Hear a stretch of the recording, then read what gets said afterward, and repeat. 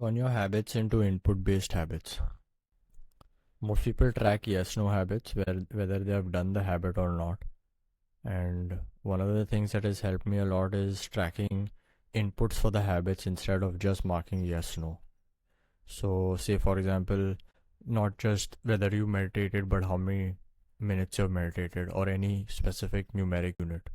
That way, in the future, you can look at improving it, and you can also track over time what your progress is.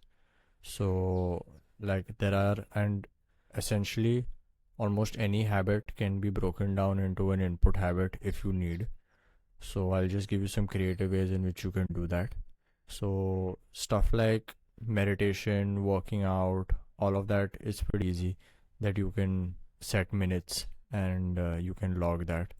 So, this is like an example of logging minutes.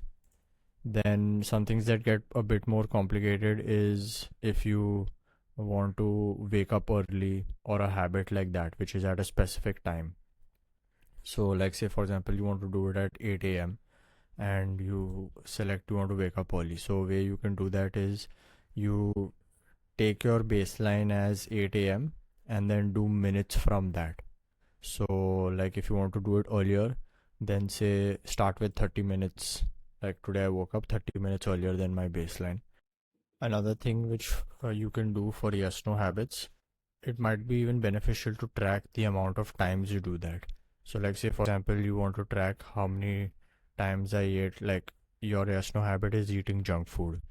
So, a better way to track that would be the number of times I ate. So instead of marking only yes, like yes will always be like 0. So you just leave the input as empty and then you tick it. So that means that day is a yes. And if you have eaten junk food, here you mark the number of times. So like you mark 5 and then you mark no.